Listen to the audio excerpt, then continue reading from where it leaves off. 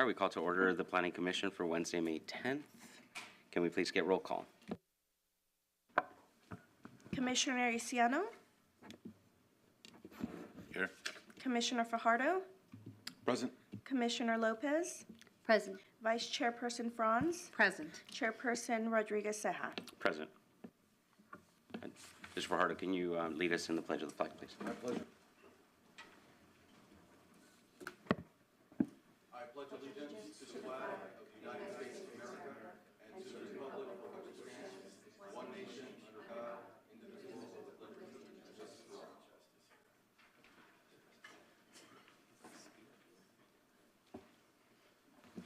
all. Moving on to public comments not on the agenda. Do we have any? There were none. Thank you. We'll move on to our minutes.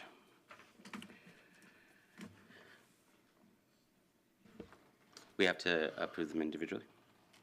I'd like to make a motion to approve our minutes for Planning Commission's special meeting on the 12th of April, 2023.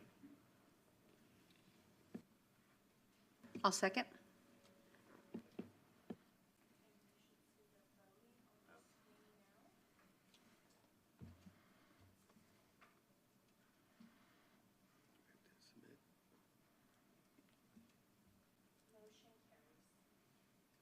Thank you. I'll go ahead and make another motion to approve the minutes of Planning Commission regular meeting, April 12th, 2023. I'll second. Roll call, please. Oh. Not roll call. Now we vote.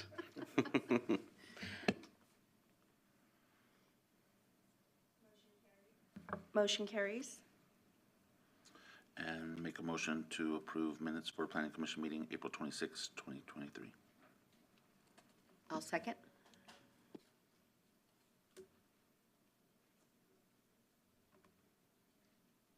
Motion carries. I made a mistake on one of my votes on the special meeting. I meant to put yes instead of abstain. I abstained for the 26th. I was not present, so I apologize. Okay. If I could change that I vote. could amend that in here. Thank you. Is that correct across the board? Do we need to do a roll call for that first one? I believe there were 2 abstained for April 11th special meeting. I apologize, April 12th. Do you want to just do a roll call for that one? Absolutely. Okay, just to Okay, make it for the clear. special meeting of April 12th, 2023, Commissioner Isiano, Yes. Commissioner Fajardo, Yes. Commissioner Lopez, Yes. Vice Chairperson Franz, Yes. and Chairperson Rodriguez Ceja. Yes. Motion carries 5-0. Thank you. All right, we'll move on to our public hearing items. Item 5.1, a continued public hearing. Can we get a report from staff, please? Yes, good evening, Chair and members of the Planning Commission. My name is Kevin Snyder. I'm your Director of Community Development. And as the Chair noted, this is a continued public hearing. This item was continued over from the Commission's April 26th, 2023 regular meeting. And the Commission at that time continued the public hearing for 3 specific topical or issue areas to be discussed. Therefore, as a reminder, any other items that weren't listed in the agenda cannot be discussed. So for the commission that was present, or for the commissioners that were present, or for the commissioners that were not present, these are the 3 items that you should be discussing for the continued public hearing. Once you've concluded the public hearing, then you would then go into your deliberations. Now, staff is recommending that the commissioners that were not present on April 26th consider abstaining from the vote, as you did not have the opportunity to participate in the substantive discussion. However, you do have a legal right to participate. However, upon the advice of our legal counsel, if for some reason those members that weren't present on April 26th decide to vote against the project, you do need to state the findings for your denial decision on the record. So this is just procedural. I'm just giving you procedural background information. So again, if you were present on April 26th, what I just said, not applicable for those members, Commissioner Lopez and Commissioner Fajardo. If you do decide to participate in the voting process, you have a legal right to do so. But if you do vote to deny, you do need to state on the record your reasons for denial, the factual reasons for denial. Is that clear? If I may, Chair, Yeah. if I watched the video, which I did, from the last meeting, I just want to make sure that I can vote. You can certainly participate and vote, but that is your decision at the end of the day. Staff is recommending abstaining, but as the Assistant City Attorney will say, watching the video does qualify to give you the opportunity to vote. But because you weren't present, staff is recommending you consider it, but at the end of the day, you do have the right to participate in the voting for the project. But for the purposes of the continued public hearing, your questions have to be centered around the 3 topical areas. So any questions you had from the prior meeting, you cannot ask during the continued public hearing. So just hopefully this is making some sense. Yes, Okay. thank you. Yes. Okay. So going back to the continued public hearing items, the commission had 3 areas that you wanted the applicant to provide additional detailed information on, and then that would be presented to you this evening. So I'm just going to remind you of what those are. The 3 areas are the pedestrian connection from Highway 11 to the front entrance, the, or what we call the main building entrance, the enhancements, the project landscaping enhancements that you discussed, you wanted to see more detailed information on what those were going to look like, and then the screening enhancements for the drive-through aisle.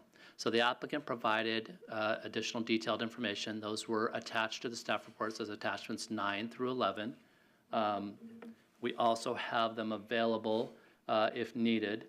So this is the staff report, this is the presentation from the last meeting. Nothing has changed. We do have the additional documents that we can pull up that are the continued items if you would like to see those throughout the meeting. We also have the applicant's presentation from the last meeting. So depending on what the commission wants to discuss, we have 3 different presentations that we can bring up for you to look at. However, for the purposes of the continued public hearing, attachments 9 through 11 were what were submitted by the applicant in response to the commission's request for more information. As you may remember, and for the benefit of the commissioners that weren't present, this project is being reviewed under the Highway 11 Corridor Specific Plan. It's a 2-step review and approval process. The first step is the Planning Commission. You are a recommendation and advisory body to the City Council on this project. So any decision you make will be in the form of a recommendation to the City Council. They will conduct their own public hearing process, and they will make the final decision both on the use and the design. So again, you're a recommending body this time around, not the normal decision-making body that you often are on uses and design, because the council, in adopting the Highway 11 Corridor Specific Plan, reserve for themselves the right to be the final decision makers on the use and design for what are called limited land uses. And as a reminder to the commission and the public, a limited land use are those land uses that the council identified that were, the plan identified were of a limited nature, intended to be allowed in the corridor, but with certain parameters of design and use. And so examples are drive-through restaurants, car washes, convenience markets, and fuel stations are examples of those. And so in this instance, if it wasn't one of these limited land uses, you would be the final decision-making body. So just again as a reminder. So as staff put forward the last time, we are recommending that you consider recommending to the City Council the conditional approval for this project. There are an extensive number of conditions outlined in Resolution 2058. Part of those conditions are corrections to their plans that they would need to make before they would be brought in front of City Council.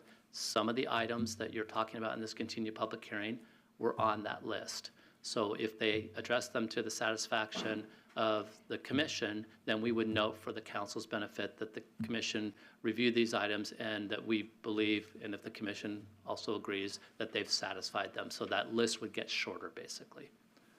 So with that, since this is a continued public hearing, focus on these topical areas. Staff, as a reminder, this is a public hearing. I'm happy to answer any questions, but I might suggest that at this time you hear from the applicant and other members of the public, and then certainly staff can answer any questions following the receipt of public testimony. But before I do that, are there any questions I can answer? Okay, thank you. Thank you, Kevin. All right, we'll go ahead and open the public hearing then. Can we get a presentation from the applicant?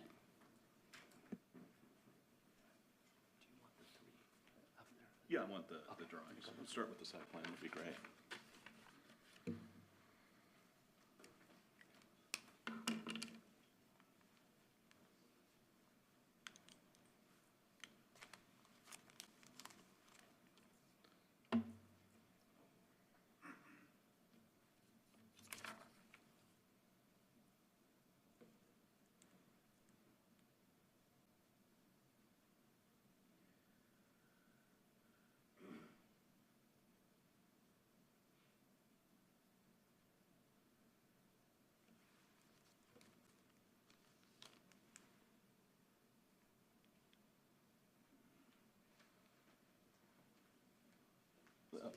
They're in the order that they were attached to the Okay. staff report, so does that work for you?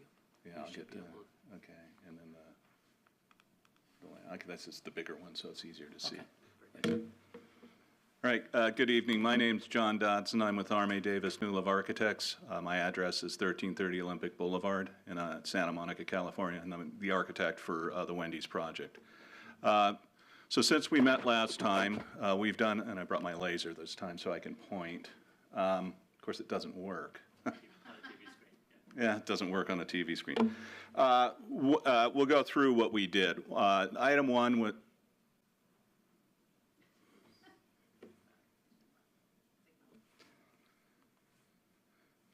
So the first thing was providing the access from Highway 111 into the site. And what we've done is we've provided for a raised walkway for the pedestrians with a stamped colored concrete, and we've also widened it to about 6 feet.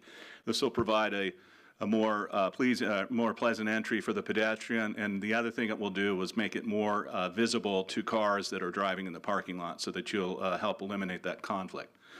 So when we get to the site, what I've done is we've created we've expanded the paving in front of the building and created a plaza. We've worked with the geometry of the building and the site to create the plaza, and it's got planters at the perimeter to provide a strong edge. The other thing we did, another comment that was, we've provided a full screen wall around the drive-through lane, which will be about 3 feet high, finished with exterior plaster and a stone cap to match the stone veneer of the building. At the drive-through, where the drive-throughs are, we actually have the tower elements that we had presented last week. In addition to that, we've shifted the trash enclosure back so that it's behind the building and won't be visible from Highway 111. That was one of the comments from staff, and we wanted to address it at this time because we were providing for a revised landscape plan. Now, we've added a number of trees, and what I did was I provided both fingers and diamonds so that you don't have a straight line of trees, but you have a back and forth in the trees, give a little more interest visually. And at the entry, where we come into the site, we have 2 palm trees. That acts as the gateway to the site. Then, the other thing that we did, which was asked, is we have provided for a pair of double doors on the main entry into the plaza so that makes this feel more of a grand entry, and we've centered it so that we've got a canopy that runs continuous over it. So those, I think, address some of the concerns that the commission had last week, and if you have any questions, we're open to them. Thank you. Thank you very much. Are there any questions for the applicant? Okay, we might ask you to come back after we hear some comments. Okay. Thank you very much. Are there any members of the public that would like to speak on the item? There are none.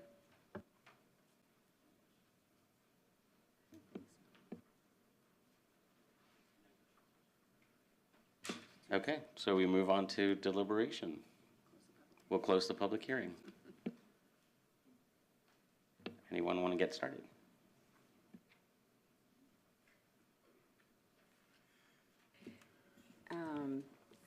I think based on our concerns and the questions that we asked the applicant a couple weeks ago, they did a great job in answering and really listening to what we asked for. I think it's going to be a much nicer addition to to that area. I'd love the raised little walkway that'll really slow the cars down and make it a lot more visible. The palms always make me happy. And I think overall it's going to be a nice looking building. I don't think I have any other comments at this time.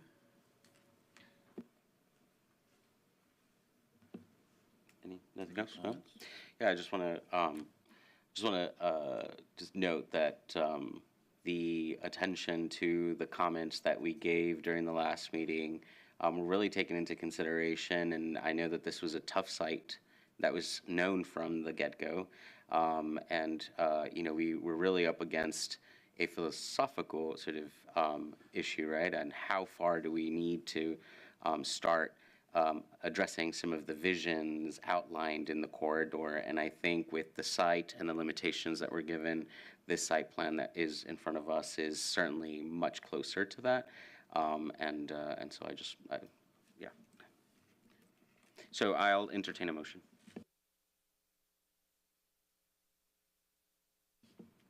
I'll go ahead and motion to approve the following items. Let me see. Can we pull the screen, please?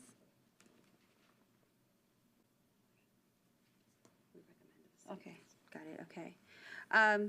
To approve continued public hearing for the resolution number 2058, recommending to the City Council the conditional approval of the conditional use permit and planning review permit for the Wendy's drive-through restaurant project on assessor's parcel number APN 61610101003, further identified as the 81703 Highway 111 Indio. Can you keep reading? You can end it right here. Okay. Sorry, I'm used to the screen.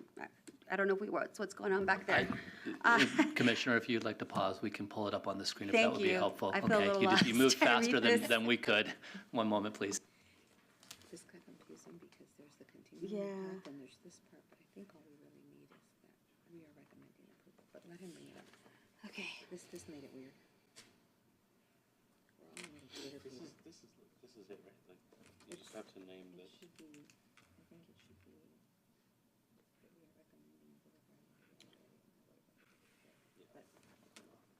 But that's just me. I could be wrong, yeah. I think you were fine, but let's just clear it up. Okay. Mike, this is a Wendy's. Your mic is still Like, on. sir, this is a Wendy's. Your Oh, mic. sorry.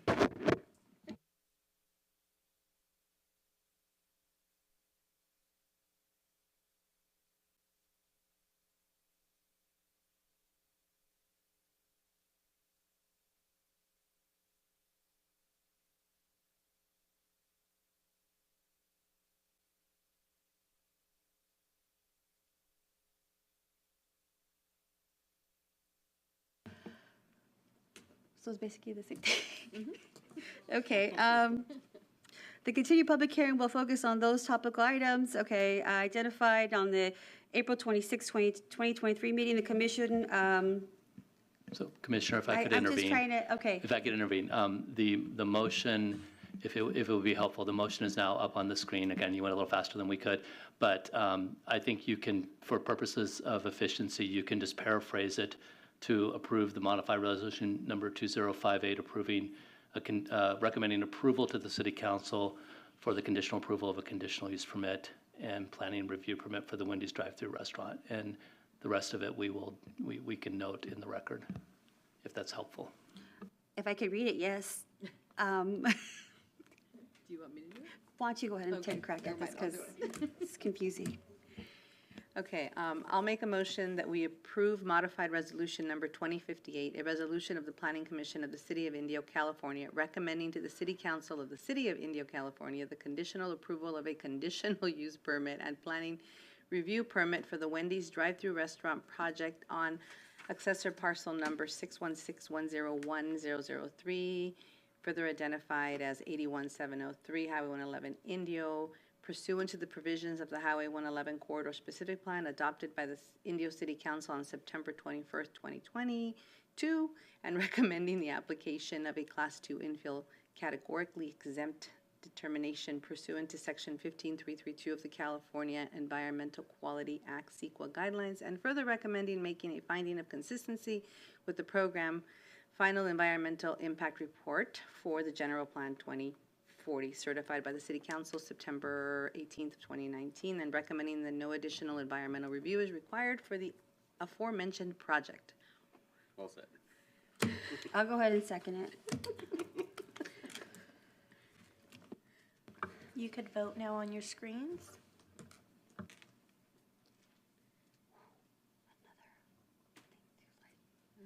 Motion carried with Commissioner Fajardo abstaining. Thank you very much, and congratulations to the applicant, and thank you for your willingness to work with us. We'll move on to staff item 5.2.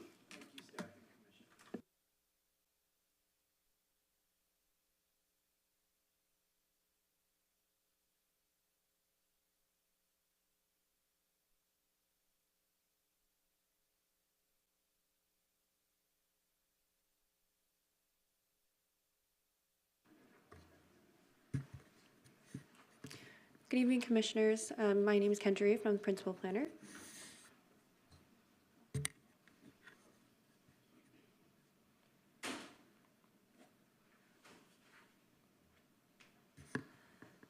Fine Food Bank is requesting a planning review approval for their new warehouse and distribution building.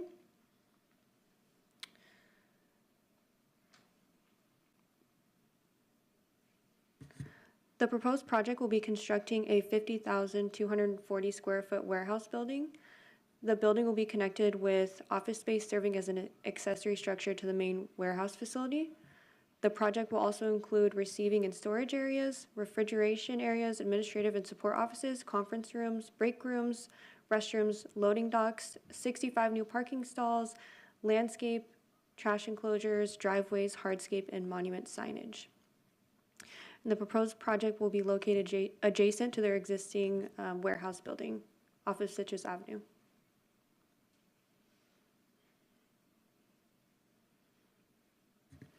Site access to the property will be taken from two newly proposed access drives on Citrus Avenue. The first access point will be located at the north edge of the site and will be utilized primarily by staff, volunteers, and guests of Fine Food Bank. The second access drive will be located at the western edge of the site and will be utilized primarily by delivery trucks into the 3.57 acre site. Stormwater retention via two surface stormwater basin facilities are provided in the northeast corner and the southeast corner of the site. The development also includes a landscape plan comprised of desert and other drought-tolerant planting materials.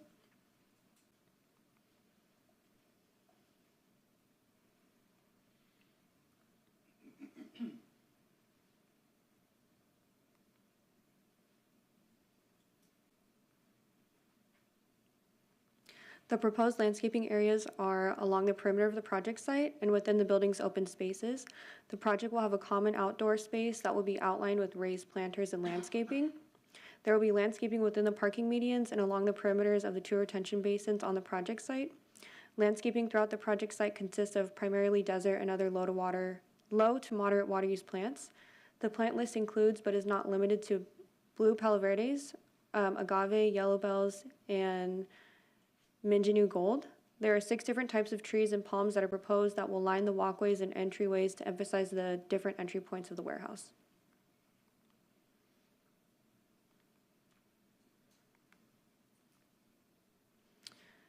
The project is compliant with the City of Indio General Plan.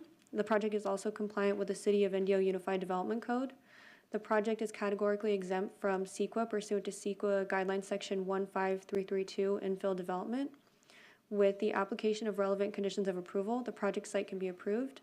Conditions of approval are binding and must be adhered to. I'm available for any questions, and the applicant is also here for any questions. I just have a quick question. It's a design review or planning review? When we updated when we adopted the Unified Development Code, we changed the verbiage from design review to planning review. So we were using those interchangeably before, but now we're moving forward with only using the term planning review. But it is essentially the same thing. Thank you for the clarification. We wanted to make sure that I understood the difference. Thank you. And there isn't any. Okay. Any questions for staff? All right, we'll go ahead and open the public hearing, and we'll hear from the applicant.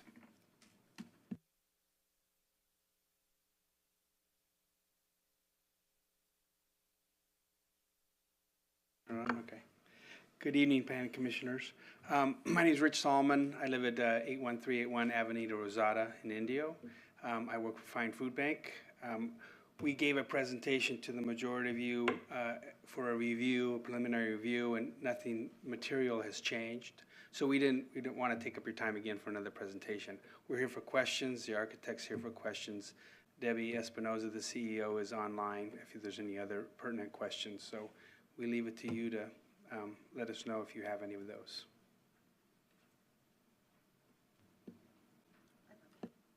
Okay. Yeah. Okay. Hello.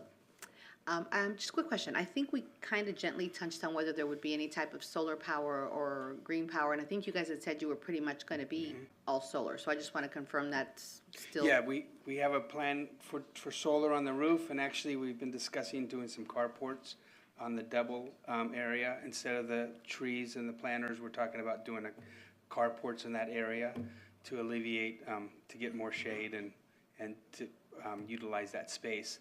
We're also investigating a backup generation for emergency power in the back far corner. So we're pursuing those, and those are definitely within our plan. Funding and so forth will design how it comes forth. But we plan on definitely having the solar. The generation will be a separate project. Okay, perfect. That was the only thing I wanted to make sure was still alive. Thank you. It's very alive. Thank you. To add to that, they will also be having charging stations on site as well.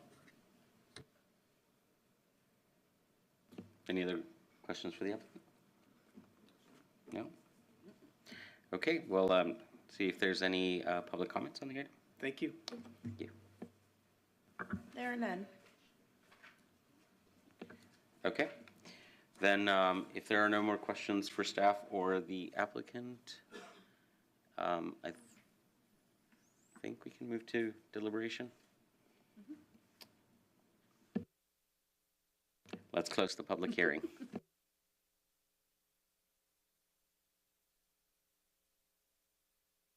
No comments, then?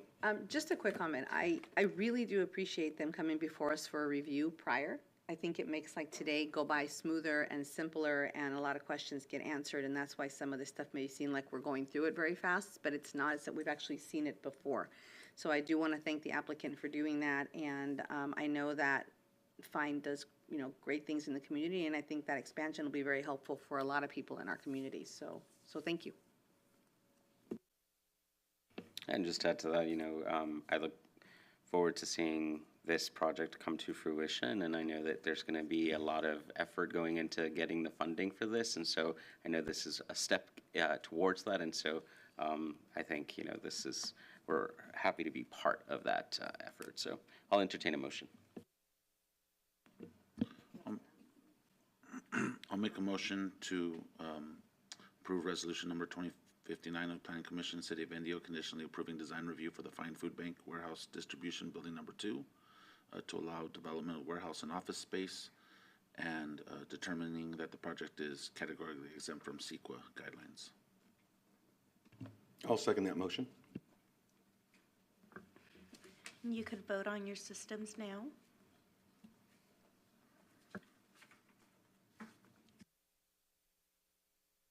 Motion carries 5-0. Congratulations. Thank you for what you do in our community. Thank you. All right, let's move over to study session items 6.1, project consultation for Desert Retreat by Pulte Homes. Staff, is it staff report?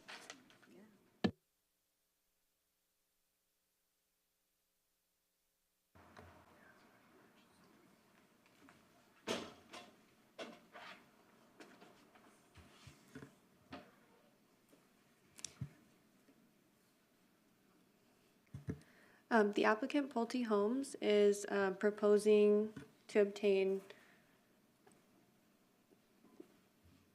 they're proposing to obtain approval for their specific plan, their tentative track map, and design review.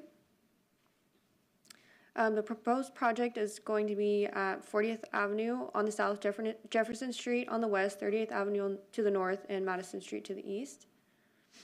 The current general plan is Suburban Neighborhood High, and the current zoning is Suburban Neighborhood 8. For reference, this is where the proposed project location is at. Oh, sorry. The proposed project is required to obtain a recommendation of approval to the City Council by the Planning Commission for a specific plan and tentative track map, and is required to obtain planning review approval from the Planning Commission that is final unless appealed to the City Council. The project has also completed an environmental impact report, EIR, pursuant to CEQA Guidelines Section 15060. The EIR was circulated for public comment from Tuesday, February 28th, 2023 to Friday, April 14th, 2023. During the CEQA comment period, there were 85 comment letters that were received. 83 comment letters were received from residents of Sun City Shadow Hills. 2 comment letters were received from public agencies, those agencies being the State Department of Conservation and the California Department of Fish and Wildlife. The applicant is here to present their project if you have any further questions for them. Great, thank you. Do we have any questions for staff? No? If you could please, if we could get the applicant to present. Thank you.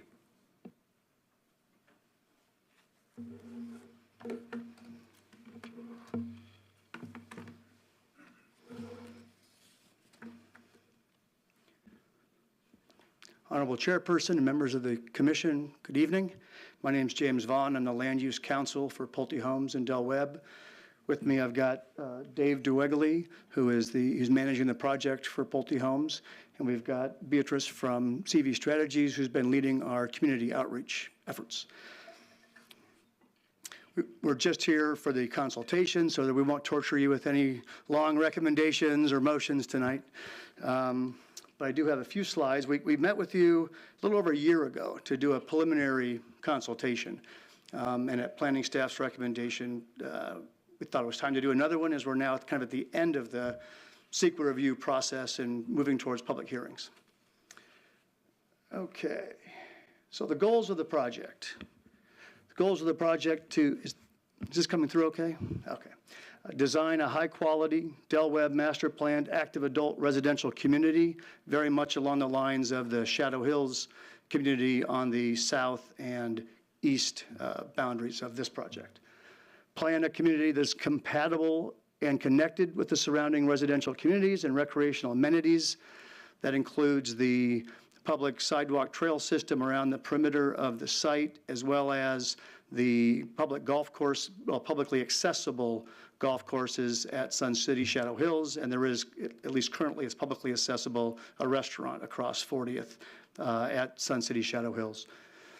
We're also seeking to help meet the city's need for additional housing and contribute to the city's economy by providing a local businesses with a supportive population. We do think that these additional rooftops will help drive or at least expedite, hopefully, some additional commercial developments this side of the freeway in the Jefferson vicinity.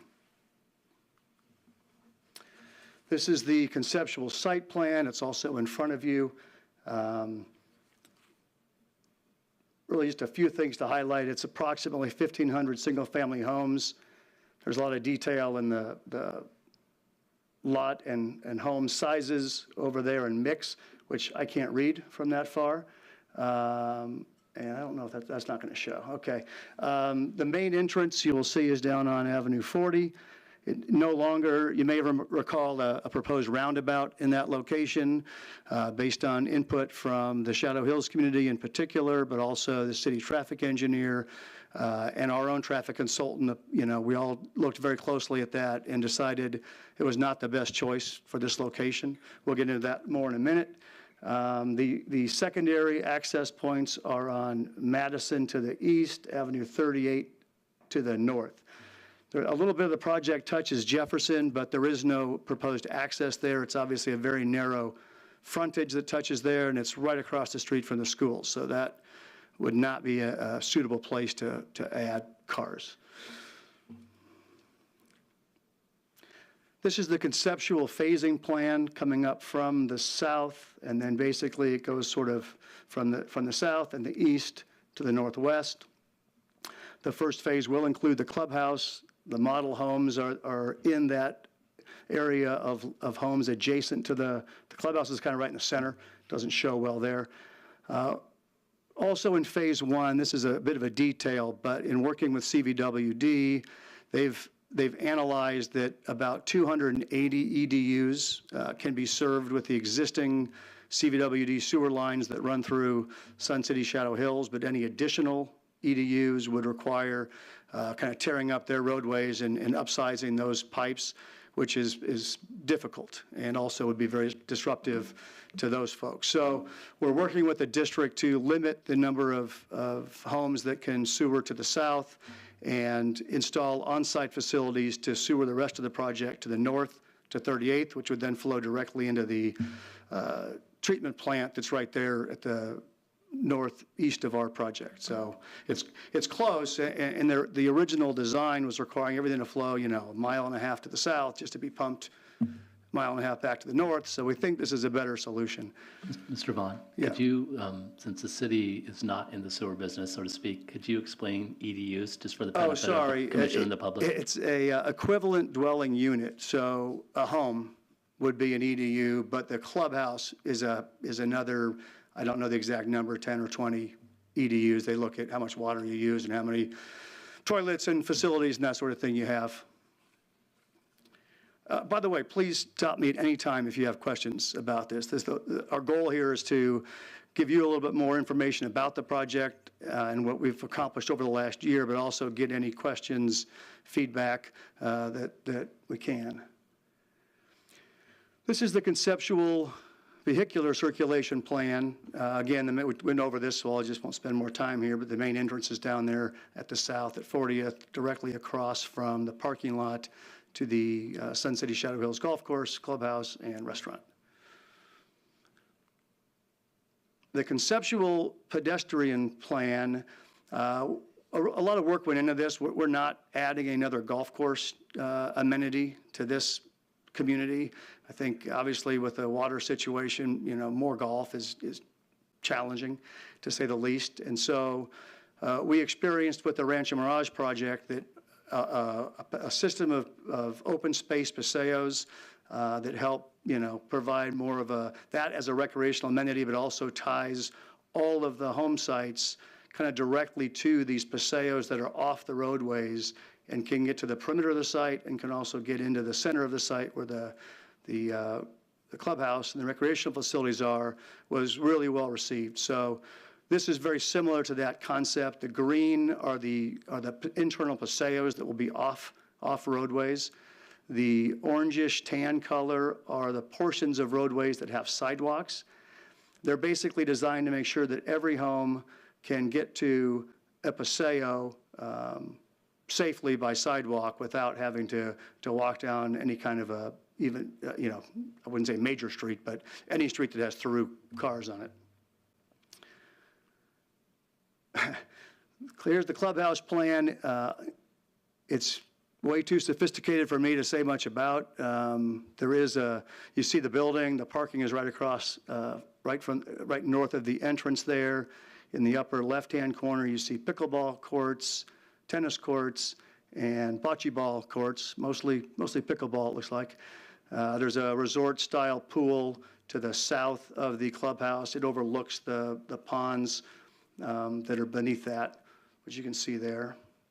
Here's a conceptual elevation from the front. The clubhouse is very similar to the design at Del Webb's most recent community, which is the Rancho Mirage Del Webb. The amenities include, as I mentioned, extensive walking and biking paths, resort-style recreation center, the pickleball and tennis courts, fitness, community pool, and then interior spaces for meetings, classes, social events, and so forth. Community outreach, following our initial consultation with you last, I believe it was April, as the EIR process kicked off in July last summer, we had a public scoping meeting. Those are really designed primarily to try to get public agencies to provide input on the project. We didn't have any public agencies show up, but we did have a number of residents from the surrounding area, including Sun City Shadow Hills, that did attend and provide helpful input. Then in September of 2022, we met with the Sun City Shadow Hills Board and discussed the project, got some input. And one of the takeaways from that was a request that we schedule a town hall session with the residents themselves. That just occurred back in March during the 45-day public review period for the EIR. Great turnout. We think over 400 residents were there, many of whom spoke. So that was very helpful. One of the main takeaways from that session, other than the feedback on the roundabout, was that really continued communication is important. So we're committed to doing that, both with written communications to the HOA board, who can then disseminate that information on an ongoing basis, and to continue that not just through the entitlement process, but through the construction process as well. And ultimately, I think there'll be a good line of communication between the two homeowners associations in due time. And then we plan one more public outreach meeting later this month, tentatively scheduled for May 30th. We don't have a time, secure date or location finalized yet, but that's the current plan. It's probably 6 o'clock on May 30th, and we will send out an announcement to all property owners within a half a mile of the project. The goal there is to make sure that anyone in the area that, especially that did not attend the Sun City Shadow Hills Town Hall, will have a chance and don't feel ignored. Okay, a little more detail on the elimination of the proposed roundabout. Here's what is now proposed, and a lot of effort went into this, both in terms of the location and the design. So this is situated directly across from the entrance to the Shadow Hills Golf Club and parking lot, and there's a few reasons for that. One, you avoid a number of additional points of conflict with both vehicles and pedestrians if we were to offset that in any way. The second thing it does is it really helps actually the safety of everybody involved, but in particular, there's currently, and a resident sent in a video of this, which I don't know if you've seen it, or you will, I guess, when we get to the public hearings perhaps, but as a comment on the EIR, they sent in a video of driving out of the Sun City Shadow Hills Golf Club and I believe turning right onto Avenue 40. And what they pointed out was it's very difficult to see oncoming traffic going eastbound on 40 because there's a big green utility box, and then there's a bunch of landscaping along 40th there. And so this will actually address that problem. We'll have a traffic signal. There'll be, and especially cars turning left to go west on 40th. Now you don't have to fight with, anybody coming eastbound on 40th. So you'll see there's a dedicated left turn lane, and there'll be a signal cycle for that for folks coming leftbound into the community, but also if you're going west on 40th and making a left into the Shadow Hills Golf Club, you'll now have a protected left turn as well. And then there's a protected a right turn coming out of the community, turning right onto 40th. Any questions about the main entrance? So you said there's a green utility box. Is that a cable or is that IID? I don't actually know what its purpose is. It's an existing facility to serve some aspect, I'm assuming, of the Shadow Hills community. It's one of those green boxes. I don't know, Kevin, do you know if that's? I'm trying to figure out if it's what utility company that is that. Commissioner, I think it's an IID utility box. Okay. And I guess my question is going to be more for staff, but thank you. Okay. So other issues that came up both during the community outreach meetings and were also raised in that there was a comment letter that came in. Essentially, a letter was circulated with points that a substantial number of residents shared that view and sent those issues in. And so these are those issues. I think I caught them all. So as I talked about, the main entrance location, that's been carefully studied and was even reevaluated in response to the comments to see if, could it be moved further west to Burr Street, which is sort of the outer, the western edge of our, we don't actually touch Burr Street, but there's another entrance, there's another street, can't remember the name of it. I think I have it here, hold on.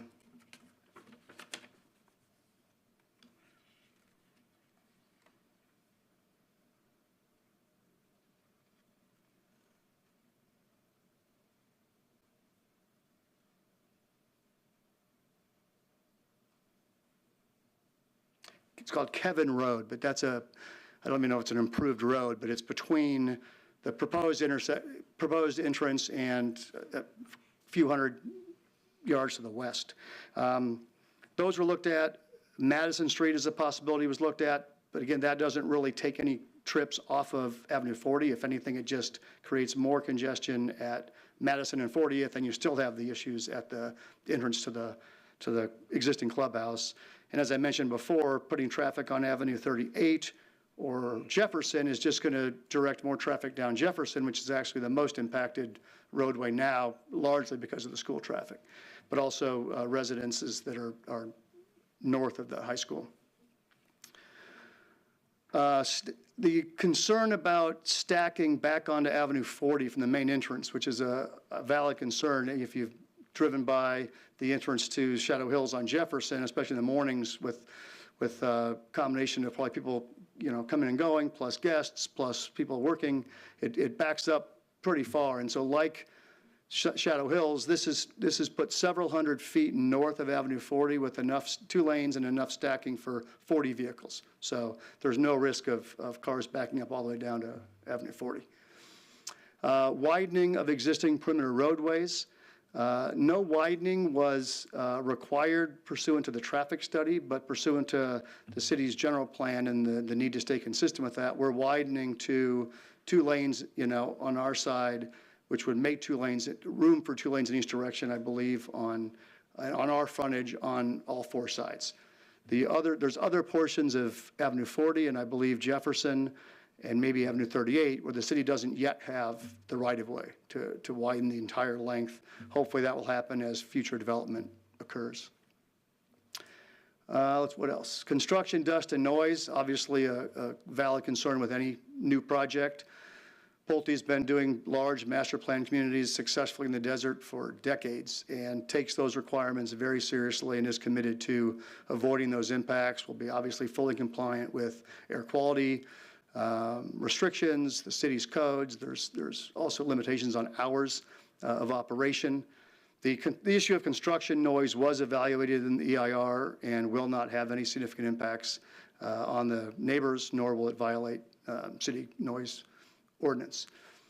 The IID substation location, early on in this project, IID notified us that we were going to need a new substation to serve this site, and then tasked us with finding a location to put that substation. They have a lot of requirements and restrictions as to what goes into siting those substations. Being close to their transmission lines is an important component, and then trying to limit the length of distribution lines as well. So we found 2 sites. Initially, we found a site at the corner of Burr Street and Avenue 40 that we thought met their criteria. The transmission lines are right on 40th. They're on our side of the street.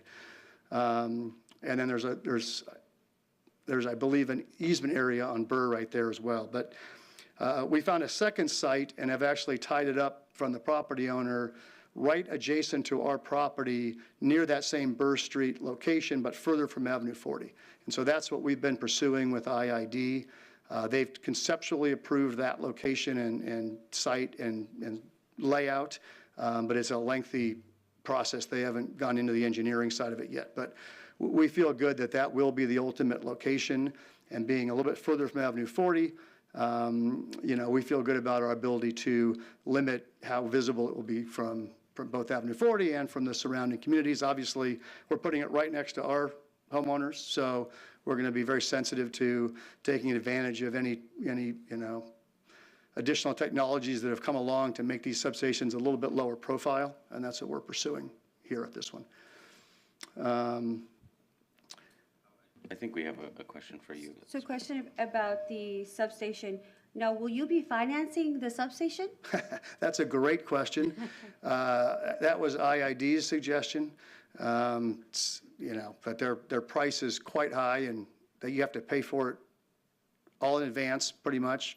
I don't think it was $18 million last we heard. And if anybody comes along and wants the power before we're ready for it, they get it. So that we found that unacceptable, and we're continuing to work with them on how that's going to happen. We're actually working with the city as well, that you probably are aware, the city's pursuing a program to help facilitate substation development in the city, because it's really becoming an obstacle to all development here. And we're trying to work with that and help fund this substation and bring it within the city's program. So that's the current effort. To put it frankly, we are much more comfortable working directly with the city and being part of that system that they have a say in. It's been a struggle directly with IID getting attention and commitments and so forth. So I won't say more about that. Sewer line expansion, we talked about that already. And then finally, there was a concern raised repeatedly about whether the proposed desert retreat, those future residents are going to be going in and using the private facilities over at Shadow Hills. That's an absolute no. There won't be any access to Shadow Hills private facilities. The HOA owns the golf course and the restaurant, and they currently make that publicly available. Our residents would have access on the same public basis to the extent it remains public. My understanding is if the HOA and or their board decide to change those or restrict that access in any way, of course, we're subject to that too. So, but we'll have our own private amenities, and Shadow Hills has theirs. And I already touched on the ongoing outreach efforts, so really nothing there. Oh. Guess you're not the only one that can click through too fast. Here's a quick timeline. So we talked about the scoping session last summer, the draft EIR that went out in March, and I'm happy to answer any questions that you may have about the EIR, about any of the environmental issues. It's all been thoroughly studied, and I don't believe there are actually, even though we did a full EIR, I don't believe there are any unmitigated impacts. We'll confirm that when the final EIR is completed, which should happen in the next few weeks.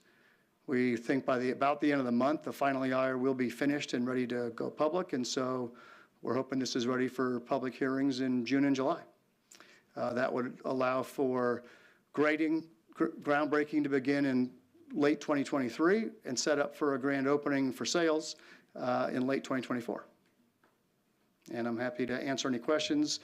Again, Dave is here from Pulte, who has a much deeper understanding of the details of the home designs and all that kind of stuff.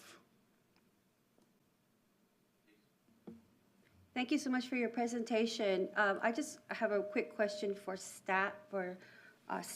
Do we happen to get this? I don't know if it was attached. It was part of our staff report, because I didn't see this. No, this was the applicant presentation, and this was made available to us after the staff report had already been published. We certainly have no objection to it being shared, if that's appropriate.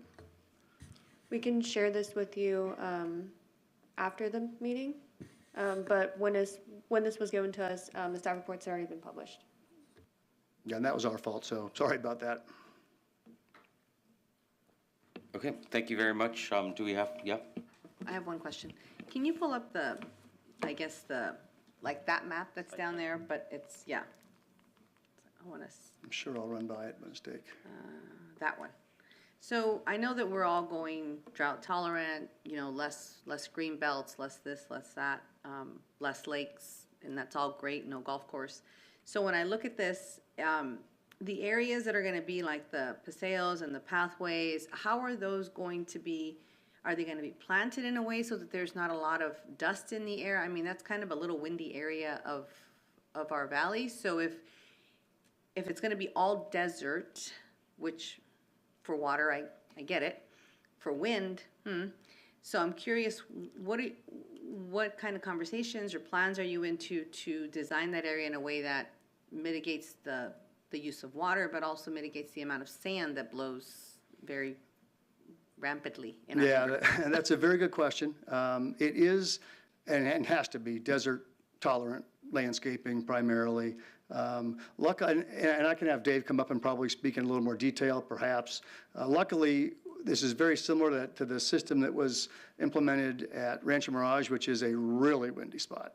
And they've had success there with that. I mean, the areas are not super wide, and so once you get the perimeter walls in, they're not particularly exposed, is one helpful thing. But I don't know if, do you have any other?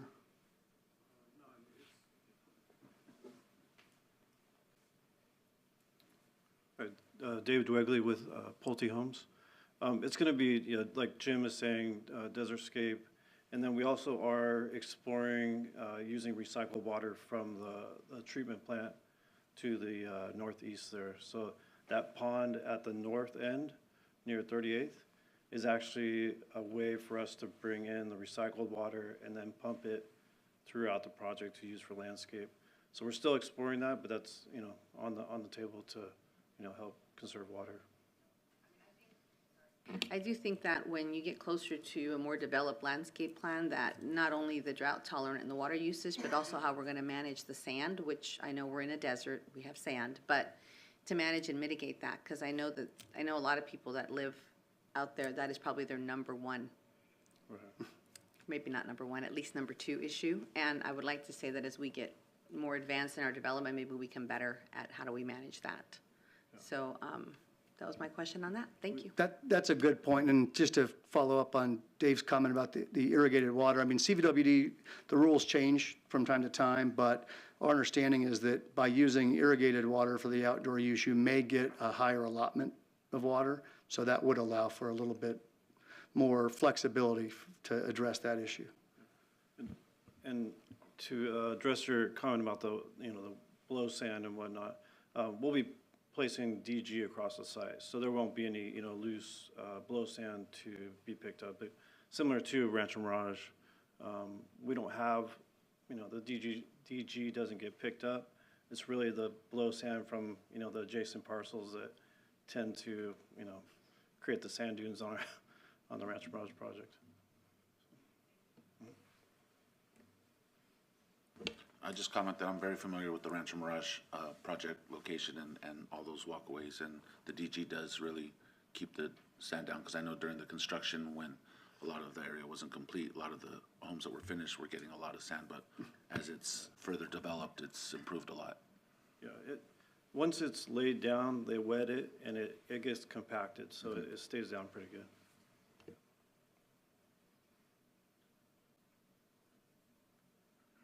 I guess I'm just very, I'm curious about the phasing timeline. So I know things are going out to sell 2024, and then you have all of your phases. What are we looking at, for completion, and then what are we looking at in timeline for the different phases?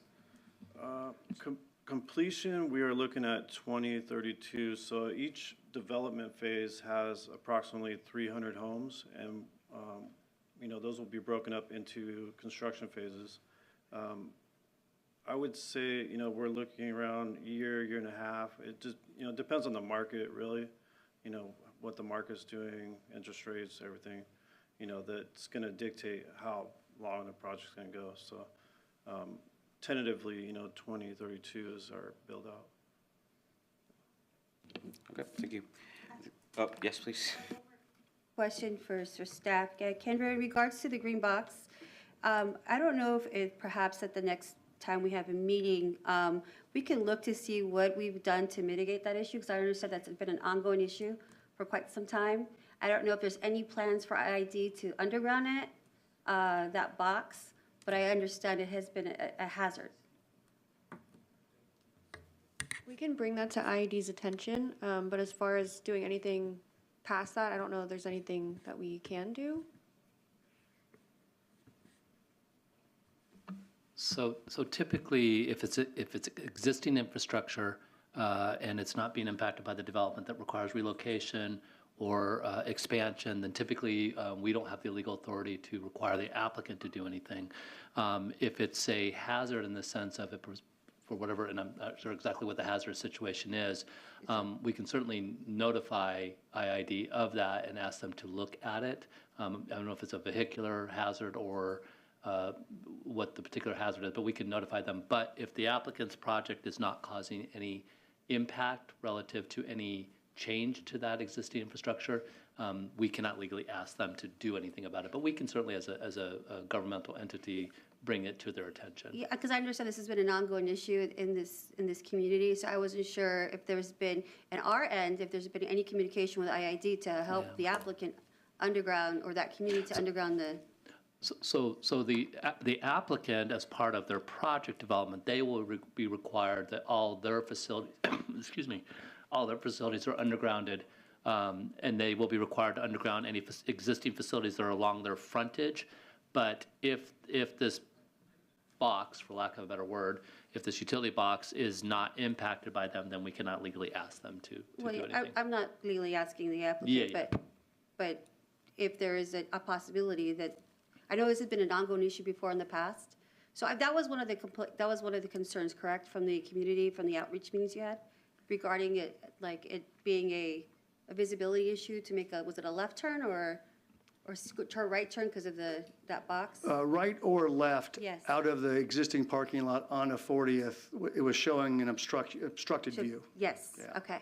So I guess on our end, if there's been anything. Yeah. We can certainly talk with engineering to see if they've had any discussions with IID about this in terms of any reported concerns to them, and then we can certainly speak with IID about it. And then we can report back to the commission once we have more information to share, because right now we're just sharing what we know, and obviously there's a little bit more homework we need to do on this issue to be able to answer your question, Commissioner. Thank you. And I think we have some requests to speak. Thank you very much. Thank you. And you might want to come back, or we might ask you to come back if there are any sort of things that are raised by the community. Jerry Conrad?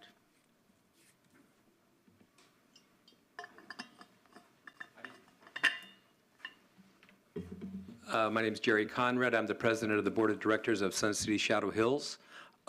We're the largest HOA in Indio, 3,450 homes, 6,000 residents.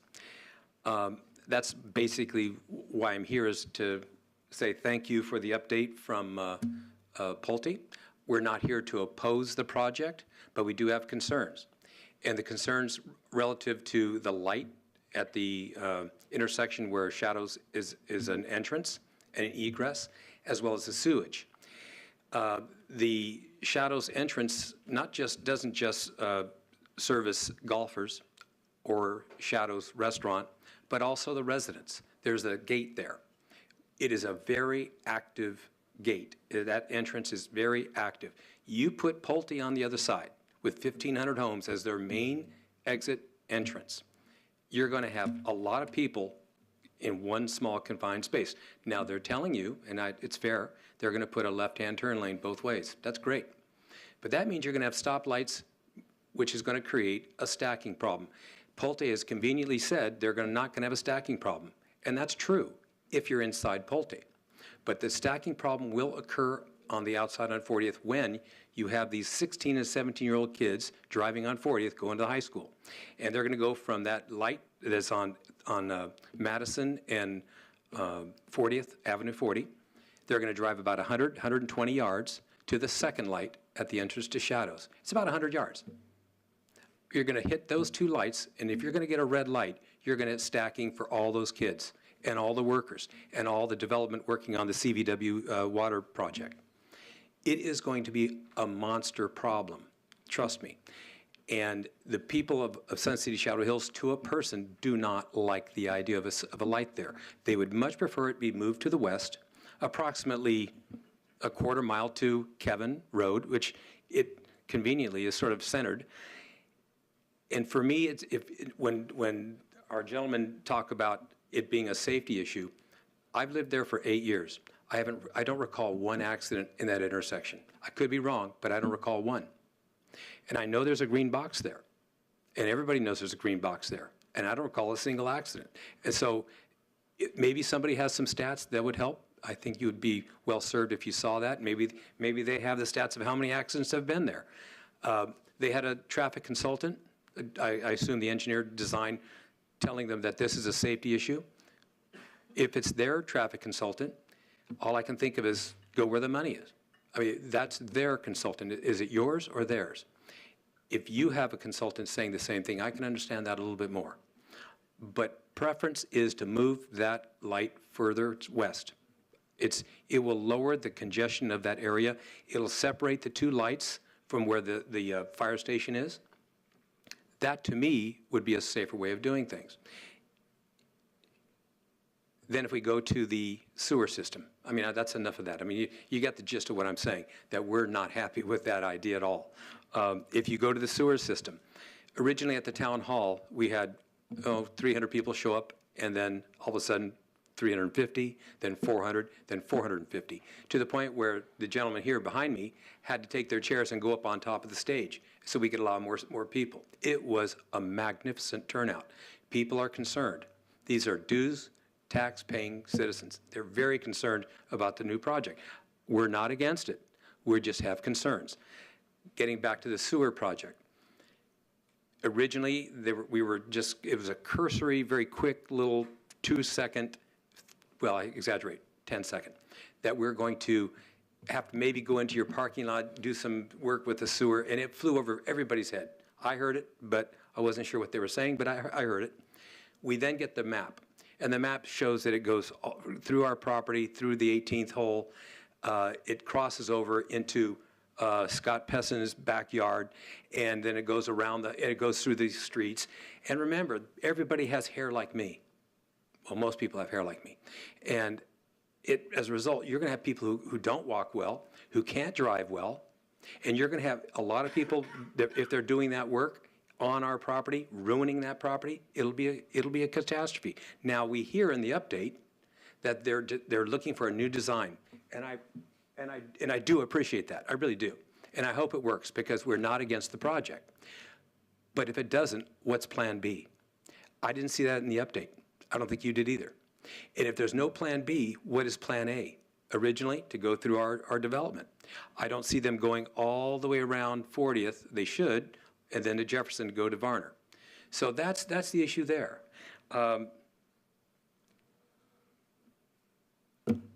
If they do that, it'll ruin our community. We are 3,450 homes of people who've worked hard all our lives. And this is serious. And it sounds really nice and easy that they're going to do this, this, and this. But you need to take them to task and get the answers, because we need you to be forceful in your understanding. Now, we're going to have a committee. Our board just put together a committee, which we've had before, but we've made a new one, that's going to interface between you, the city, and Pulte, and hopefully we'll have a win-win.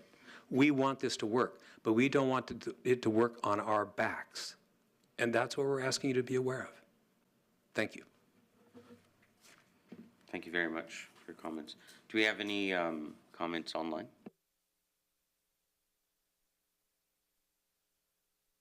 There are none. I have a question for staff. Has our city engineer looked at and addressed any of these concerns? I'm assuming that these were brought up through their public engagement process or their outreach. Our city engineer has been working with the developer to address these concerns, and he's still actively working with them as well on the updates that were provided. And Chair, if I might, just to know for the record, so on the sewer issue, the city is not the sewer purveyor, and we do work with Coachella Valley Water District, or CVWD. So we're making notes of the gentleman's concerns. Obviously, Pulte is aware of them as well. So we will continue that dialogue. I just for the record need to make clear that the commission and members of the public understand that we're not the provider or purveyor of sewer service as another entity. So there are rules and regulations we do not have control over. Their designs, parameters we do not have control over. We can give inputs and considerations. They will give us feedback for ultimately what comes before the commission in terms of any decisions, recommendations, and/or decisions you might make as you review this. But just want to make sure that that's clear for the record. For the traffic-related concerns pertaining to the intersections along with traffic stacking, they are working with our city engineer and also our consultant traffic engineer. Do we have any other questions for the applicant or for staff?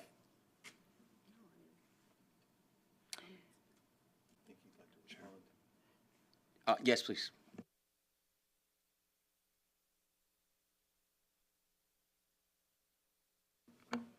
If I could, since this is a chance to share information and for your benefit, but also Mr. Conrad's, we did have, after the meeting with the city, with the Shadow Hills residents and the written comments as well on the draft EIR, we did go back on both of these two issues, and I just want to give a little further detail. I didn't want to get into too much detail with the initial presentation, but on the main intersection, they did go back and look at that and specifically look at whether, and they did this for the roundabout also, but for the traffic signal, the concern about traffic stacking back from the main entrance into Madison, because it isn't that far. It's 605 feet, which exceeds the whoever sets the design standards for intersection spacing. It satisfies those requirements, but also with the specific, we had traffic counts done both during school rush hour and AM, PM peak hours, and some 24-hour counts. And so this was very carefully looked at, and the traffic consultants did confirm that there will not be a stacking problem with traffic backing up from our like a red light at our intersection, left turn or through, back into the Madison Street intersection. That was very carefully evaluated. In terms of the sewer, right after the town hall meeting, we actually, I think within 2 days, I sent CVWD an email and a copy of the comment letter that came in expressing that same concern on the sewer, so I could show it was legitimate, and we had a meeting with the district, and really, you know, it's our third or fourth meeting trying to figure out the best solution for the sewer system. The problem is this site has been, you know, earmarked for development for a long time.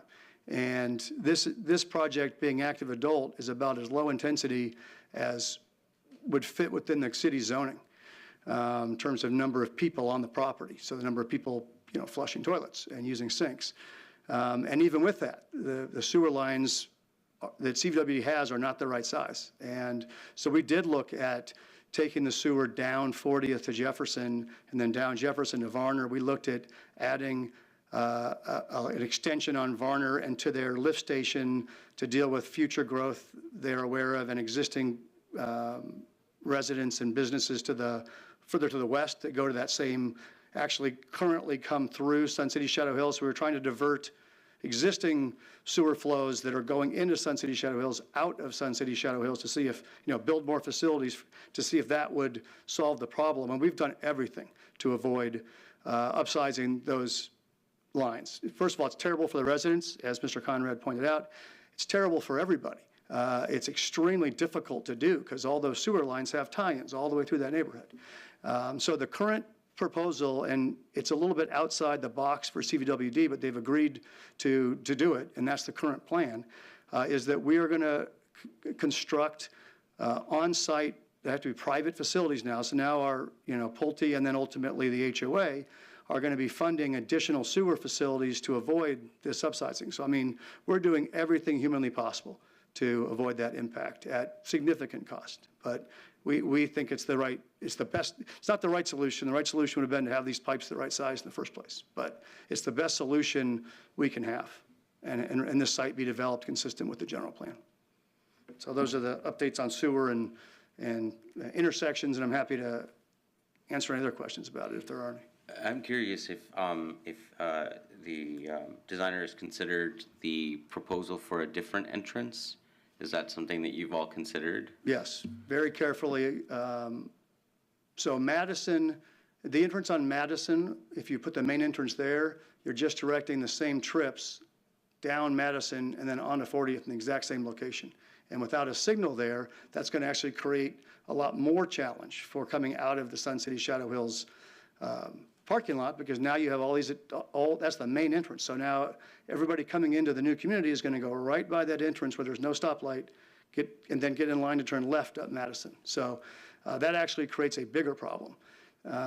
Avenue 38 and Jefferson, again, that directs trips down Jefferson Street, which is untenable with respect to the school, high school being right there. And the the intersection of Jefferson and Avenue 40 is already projected to fall below city standards, whether this project gets built or not. So that's an impact with or without our project.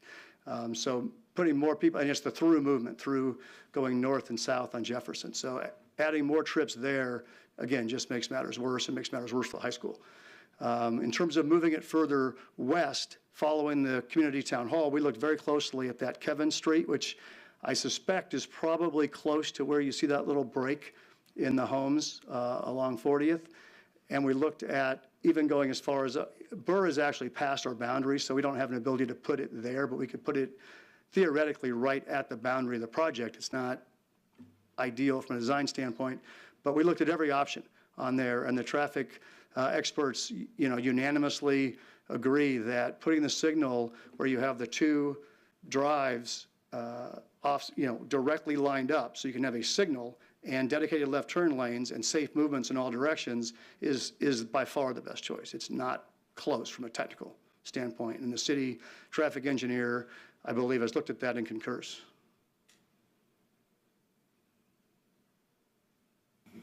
Any other questions? Not a question.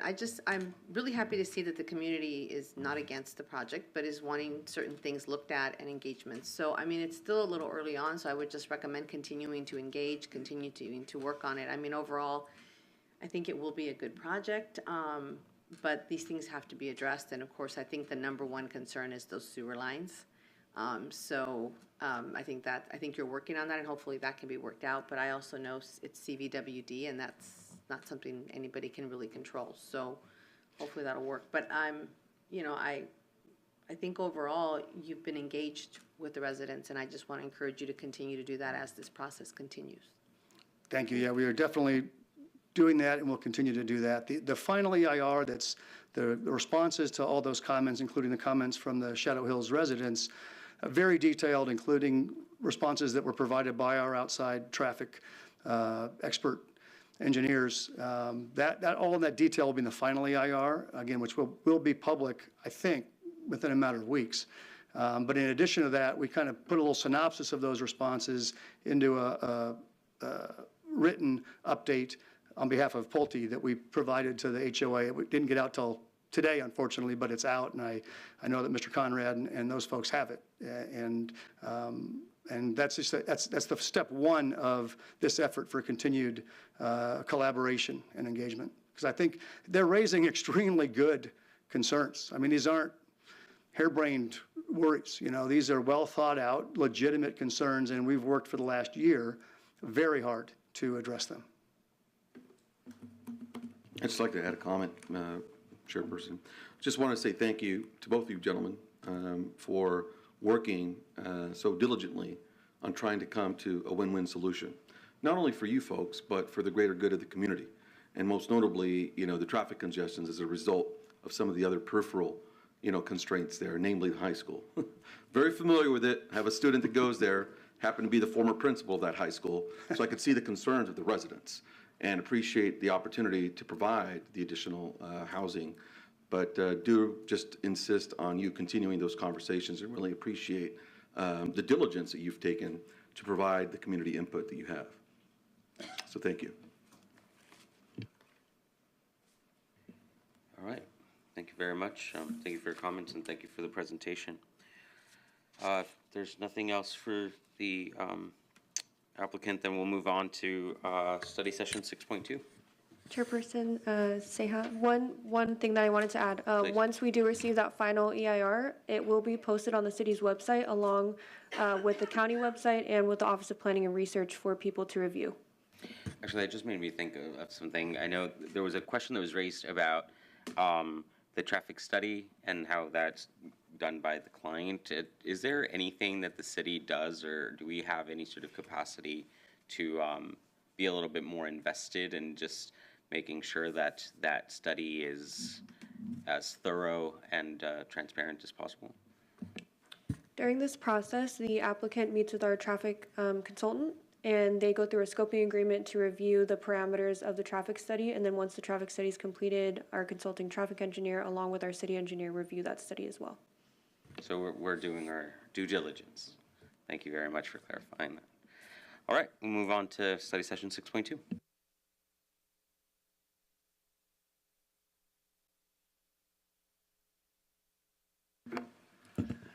Good evening, Chair, members of the Commission. Again, Kevin Snyder, Director of Community Development. So this evening, at the previous request of the Commission, coming before you to talk about potential community survey questions.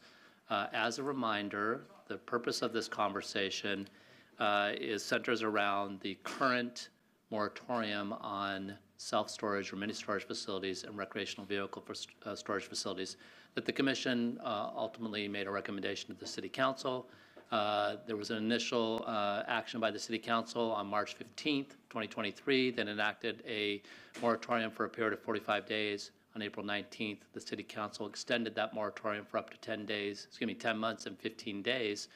Although, as you're aware, there is a work plan that was reviewed by the Commission and ultimately reviewed and accepted by the City Council that we hope to be through the process with all efforts by the Commission and ultimately back in front of the City Council by January of 2024. So the first step in that work plan was a community survey.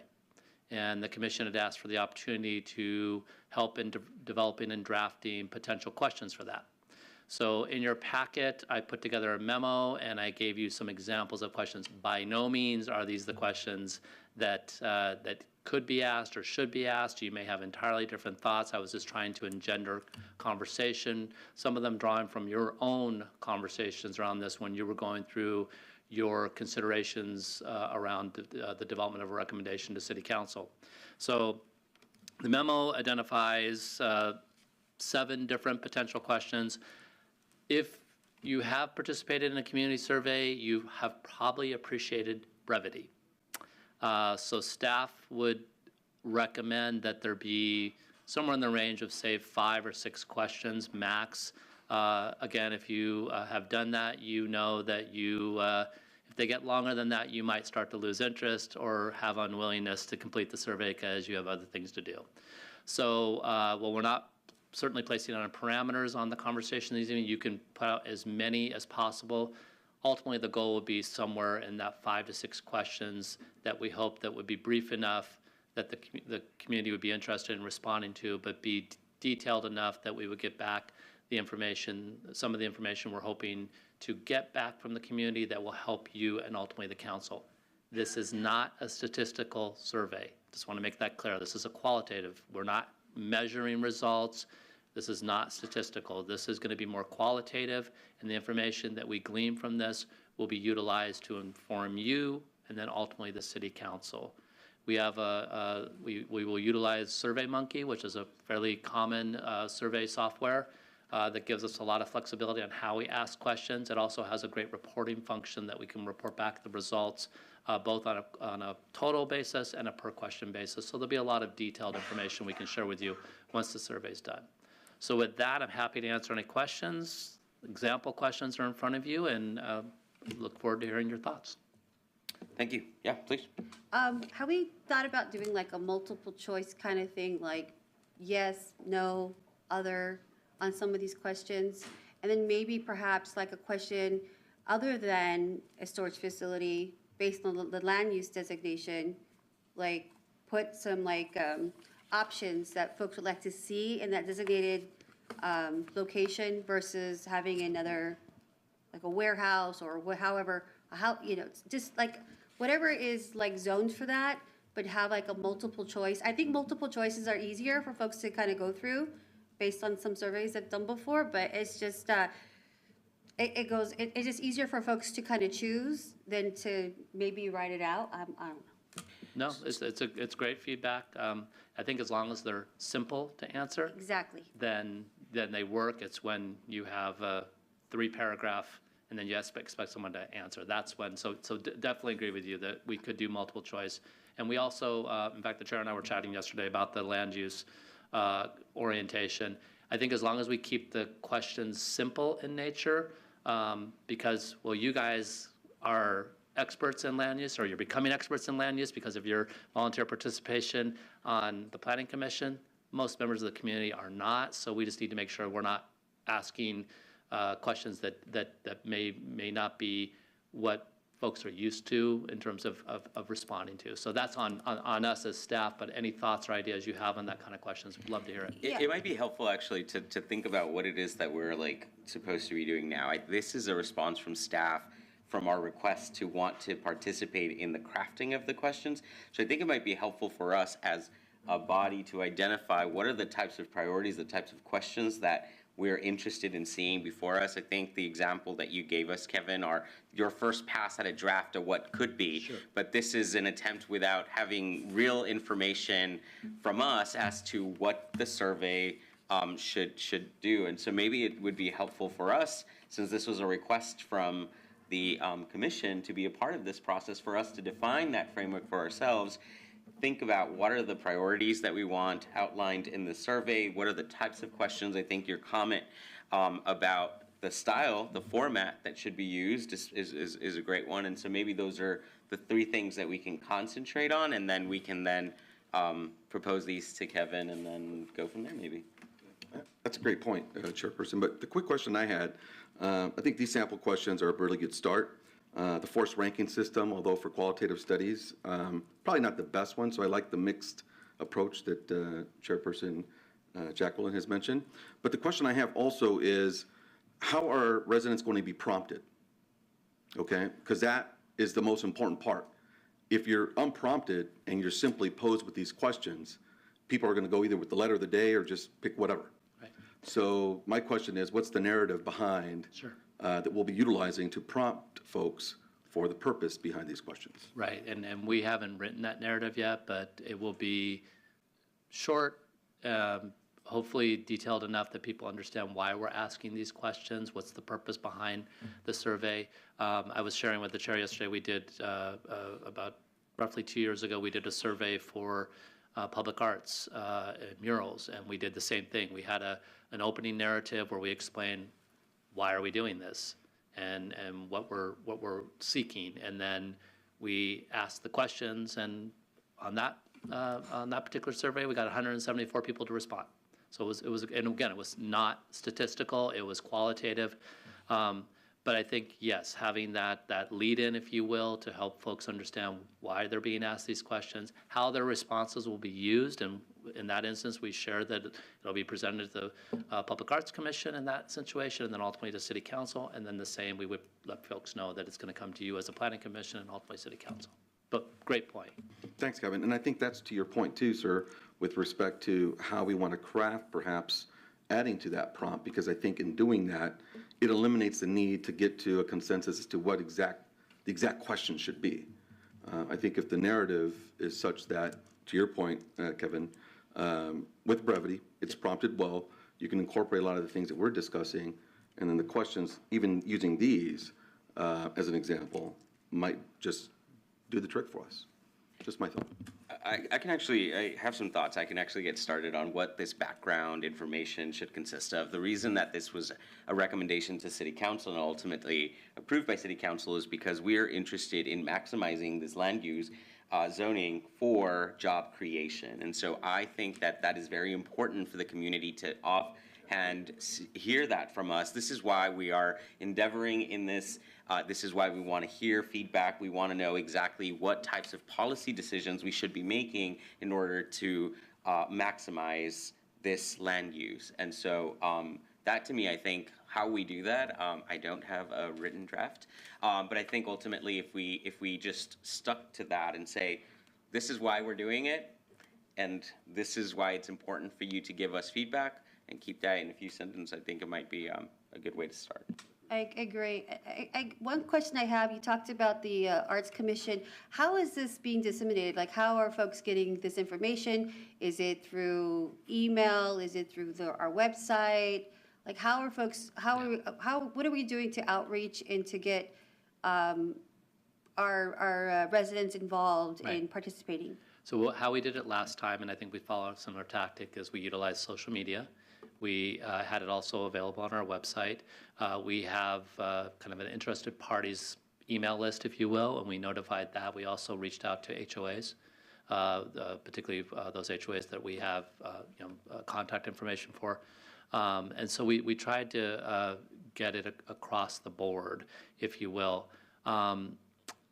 That proved to be, I guess, fruitful, if you will, in that particular situation, the example I gave from the Public Arts Commission. So I think we would follow that same tactic and try to get the word out as much as we could. Certainly you as ambassadors, if you will, would be very helpful. Once we're ready to launch, we'll make you aware and would ask for your assistance. We did the same with the Public Arts Commission in getting the word out. A quick question, whenever I travel and I go, I always check out what other cities are doing throughout our states. Have we ever considered like putting like a little kiosk or when folks are coming into the city, whether it be in the water department, where folks they see this, say for a survey, and they can, while they're waiting, or they can just go in and to our city to City Hall or to the water department or engineering department, police department, and kind of complete the survey. So we have any of that? We have an assistance kiosk at our counter in City Hall, and folks, that is limited right now to utilizing it for applying for permits. But we could certainly look at other limited uses. That the whole point of that is to keep people out of the city's network, right? But to go online, you can go online and fill it out. So you can go online there. So as long as they're working in that online environment, that shouldn't be a problem. The other thing we could do, and I've done it in other communities, we didn't do it 2 years ago because of COVID, but we've also put out information in grocery stores at their information boards, in coffee shops at their information boards. So, that's assuming that those businesses will allow that. We can also post flyers there that just let folks know. If you're like me and you're waiting in line at your coffee shop, oftentimes you kind of look over at what people have posted.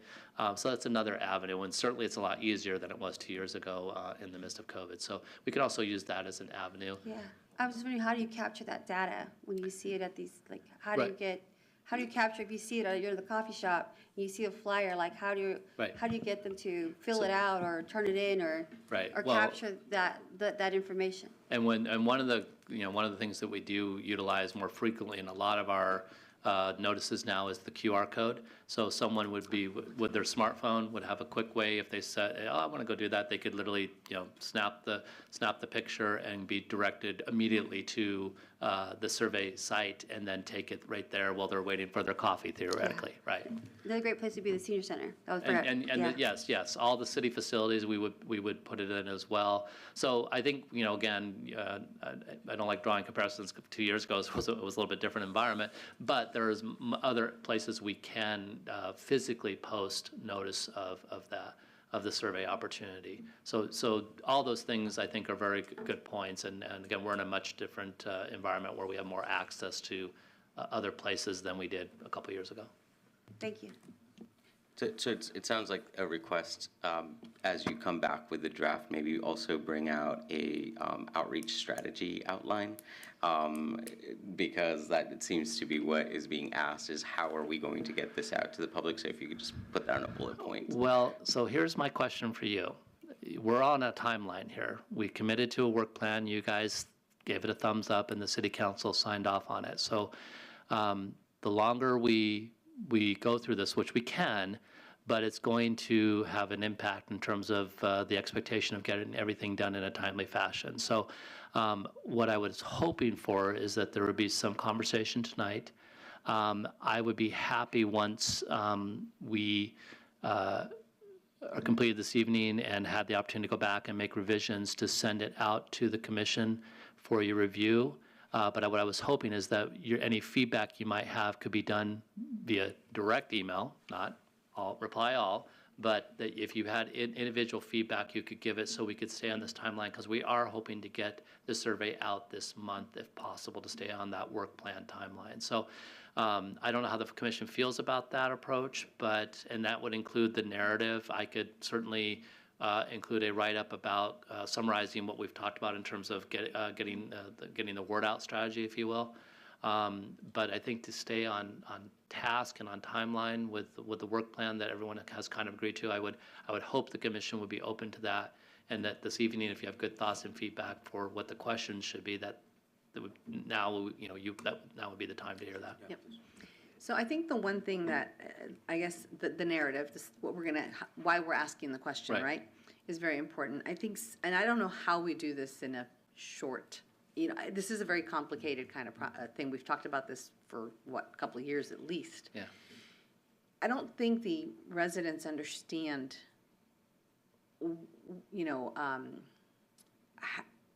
how many, the number of storage units and facilities of that type that we have versus the valley as a whole.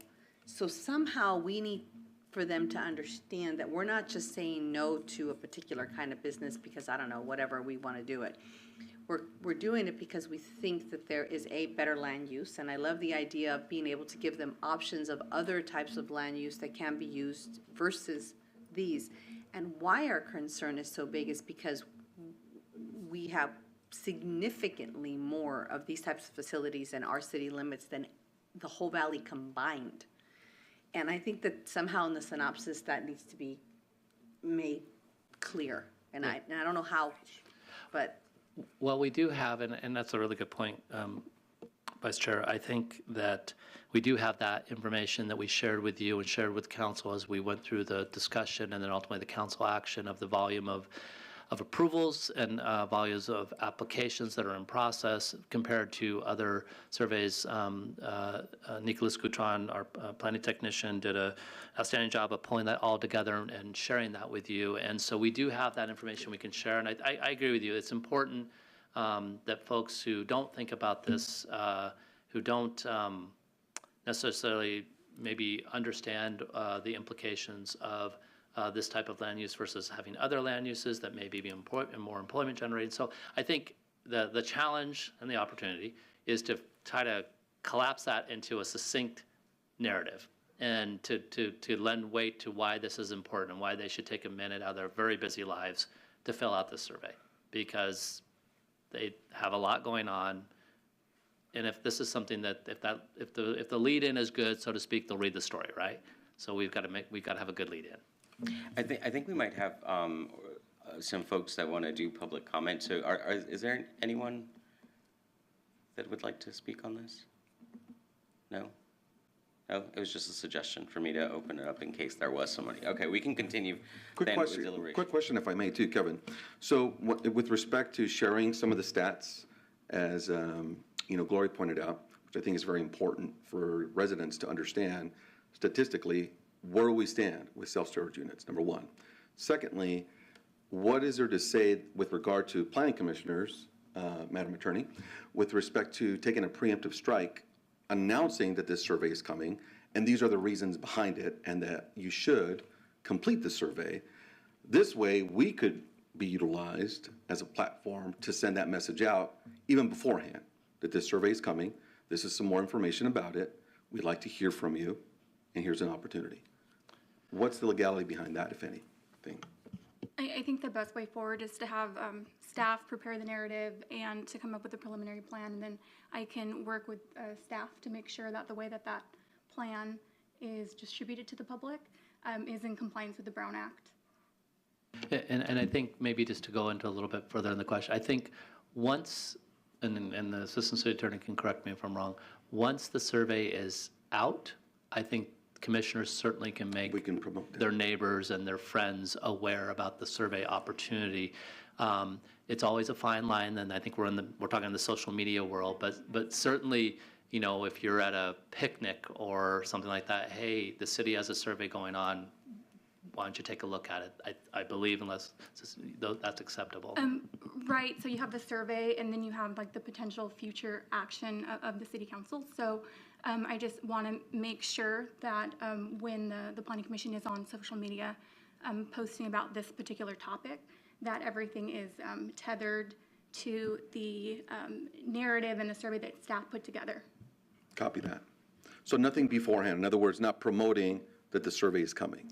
I think for, based on the training you recently received. Absolutely. Just wanted to clarify I think that it's that. to your best advantage to not be doing anything in advance. And certainly, because you are part of the decision-making process, you're the recommending body to City Council for whatever future policy actions might take place. I think the Assistant City Attorney is giving you wise counsel to be very careful. Appreciate that. You know, so it's better to tie it when something's available and without going into a long diatribe on why it's important, just making folks aware, particularly if it's in a picnic setting or you're having coffee with someone. It's when you start going into that social media world that I think the Assistant City Attorney is urging caution. I'm not speaking for her, but I think that's what she's saying. Duly noted. And then my last question, Kevin, if I may, is, I mean, what are we looking at in terms of a response rate? I mean, I heard that what you said about the Water Authority, or was it the Art Commission, excuse me. For me, in my business, I mean, that is not a statistical reality to even use that, even as a good response rate to do anything with. But nonetheless, it's feedback. So, and that's the point that I'm asking about, how we can promote this, so this way we could get that feedback that would be somewhat, you know, reliable data. If I may as well, and kind of maybe make a suggestion, I don't know if the city's ever looked at like sending text messages out to folks with the survey, and I'm happy to kind of share with some of the best practices that I've seen other cities and other organizations use before to text back, especially if we're going after some of our younger residents, or maybe some of our residents that don't have access to a computer, but they're on their phones, and it's really simple, they can just text back those options. Correct, and I think we have a firm that advises us on various outreach strategies, so I can certainly talk to them about that. So yes, the short answer is yes. I think it's probably one of the newest and best way to get some response back, and some of that data, capture some of that data from some of our residents. Right. For that outcome. No, and I appreciate that. And real quickly to Commissioner Fajardo, because this is not a statistical survey, we're not presupposing any response rate. But I had a mentor many years ago say, when you're not doing a statistical survey, one response is better than zero. So we'll see what we get, and we'll see, you know, whether it's 10 people or 100 people or whatever number. I think that's valuable feedback for the commission and ultimately for the council. But the part of the success, if you will be in how we ask the questions. So your feedback tonight about the multiple choice questions, you know, a land use oriented question, the narrative lead in, those are all very helpful. Equally helpful is if you have any other thoughts about the questions, again, trying to stay in that 5 to 6 range if we can, so that the person who's waiting for their coffee can do it while they're waiting for their coffee, literally. If you have any other thoughts about questions, whether it's the ones I gave you examples of you think that might be valuable, or other questions you thought of on your own, please, I would. So I'm actually very familiar with SurveyMonkey because I do these types of surveys all the time, and cities of like 3 million people have used surveys of 800 responses to do an entire master plan. So I think you know, if we would get a response like that, I would be very happy with those results. So I think Kevin, what I'm hearing is we want to have certainly one question that is also but is also informative. I think it would be great if we could do some form of prioritization, particularly in the best way to use the land use. So if we could say maybe the question, not question 1, but maybe question 2 is, which of these do you prefer, and rank between 1 and 3 uses for, you know, this type of zoning, and people will be able to make the connection that these are the types of options, and which ones do you, because I think this is going to be what ultimately is going to inform City Council to make the best type of policy adoption, and what, you know, what is it that the residents are interested in seeing. And so going back to what the original conversations were, this was really started from an idea of maximizing and really bringing new jobs to the community, staying within the community. We hear it all the time. Transportation, connectivity are some of our biggest priorities. And so I think something that brings back to that intersectionality of like why people want to stay here and how this is moving us forward to that would be a good way to start. And then just to summarize, our sort of outreach requests are for there to be a QR code campaign, a mobile type of engagement, whether it's setting up something outside of the stores, and explore a text messaging service. And I think if that is at all helpful, it might help us kind of come down and be more focused on the types of things that we'd like to see on your draft. Just to confirm, Kevin, I think you were asking us to maybe look at the questions and maybe email back individually to planning and say, we like this one, we don't like this, maybe this is a question that Commissioner Lopez came up with that she really likes, could maybe submit some sample questions, maybe to help staff in the development of the questions. Did I understand that request correctly? Kind of. Let me clarify. So I think what might be the most helpful is if the commission, you have given me some feedback tonight, which is very helpful. You have some example questions, which, again, they were just to engender conversation, which is great. So if we could establish that by Friday, May 19th, if a commissioner has any suggestion on questions, I think I've got good clarity on the outreach and then the narrative, but if you have specific thoughts on the questions that you would like to see, if you could send them directly to me without any copying to your fellow commissioners, then I can utilize that. I'll be working, kind of building the outline of the survey, and then based on your feedback, then what I will do is try to create a, for lack of a better word, a working draft that I will email you the early part of the following week, ask for your feedback on, so that at least we can try to get this on the streets before the end of May. And then give folks the, the opportunity through, say, the month of June to respond. As you may remember, the second task is a stakeholder meeting. So in the meantime, we'll be organizing a meeting with stakeholders, property owners, applicants, potential applicants, to get their feedback as well. We want to hear from all sides.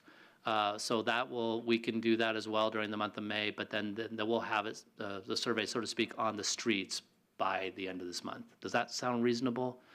Because I know we could spend a lot of time talking about questions, but maybe it's better to just be thinking about it. I'll be working on something, take your feedback, try to fashion it, throw it back out at you, give you, a week or so to take a look at it, and then hopefully, we're in a position where we can get it going. In the meantime, I can talk with, the folks that advise us on various outreach strategies to see what other ideas they may have, plus the ideas you've given me. And we'll try to be as comprehensive as possible and try to get, as much awareness in the community that we can and give folks an opportunity to weigh in if they so choose. Does that sound reasonable? So by Friday, May 19th, if you have any thoughts or ideas, and again, if you have thoughts or ideas about the narrative, certainly send that as well. If you have thoughts or ideas about additional outreach strategies that you've had experience with, send that as well. All ideas on the table, but what I'm really looking for is your input on the questions. Yes, thank you. Yeah, thank you for the deadline. Okay. Any other questions I can answer for you on this topic? Yes, I'm kind of thinking ahead based on this. Has there been any discussion, like in exploring, like changing some of the conditions on the to like the applicant? So if this is like a workforce development zone, like so many jobs, you have to require them so many like jobs to or for that certain project, for instance, instead of like 5, right? Is that or 2? Has there been any kind of discussion or like exploring that, what that would look like? Not yet, but that's what you guys get to do in the near future. So keep those ideas in mind, because one of the questions, that you as a commission and ultimately the city council agree with your recommendation, excuse me, already require that the front portion of a storage facility have retail or office uses and the storage facility be behind it. So you've already taken a step down that road with the current Unified Development Code. That idea, Commissioner, or other ideas that the Commission might have is where in the policy development process, you should be thinking about that and weighing those, and then ultimately as a commission, you'll get to discuss those and identify whether or not that's part of any recommendations you want to make to the city council. So not yet. We're going to be, in the work plan, once we've gotten through this initial phase, staff's going to go off and do some homework, and we'll be looking at what other communities have done. That may be an example, Commissioner, or there may be other examples of communities that have tried to mitigate the impacts, if they believe there are impacts of these types of development, to offset whatever potential impacts, again, if there are impacts. So we'll have more information to share, but if you think of anything or you run across anything in your proverbial travels, please don't hesitate to reach out to me directly and send me a quick email, whatever's easiest, and say, hey, have you taken a look at X? And we'll be happy to take a look at X. Great, thank you very much. And we have some homework, so we appreciate you including us in this process. Thank you. All right, moving on to commissioner comments. No? Nothing? Okay, I just want to thank staff and thank our IT stand-in. I know we had some issues today, so thank you for all the work that you all do and getting us through all of this. Okay, so if there are no other comments, are there staff items? So I have one thing. And you'll hear more about it, but I just wanted to let the commission know. So for the last roughly year, we have been working on a game-changing project at the city, and that involves our permitting software. And the reason why I'm bringing this up is we're within roughly 100 days of launching this new software, and this will be a game changer for the city, for our citizens, and for our clients. We're going to be going to a very sophisticated permitting software system, and what this system will do is it will fully integrate across multiple platforms. So for today, for example, today if you come to the city, you're going to have to do something over here. You're going to have to do something over here. You're going to have to do something over here. We're very decentralized. We're going to kind of centralize everything. So whether you're applying for a planning application or a building permit or a business license, you will be doing it off of the same platform. And the benefit of that is that it's all going to be interrelated and it will talk to each other. It's also going to be based on what is called Geographic Information Systems, or GIS. So it will all be geospatially based. So when we pull up an address, we will know exactly where that's at. It also will be real time. What that means is that, let's say you apply for a building permit to do something at your house, and you want to know where you're at in the review process at midnight because you're awake, and why not? So you'll be able to go online and check the status of your permit to see where it's at in the review process. Okay, so that person has, or that department has checked off on it, that department has, but this department hasn't.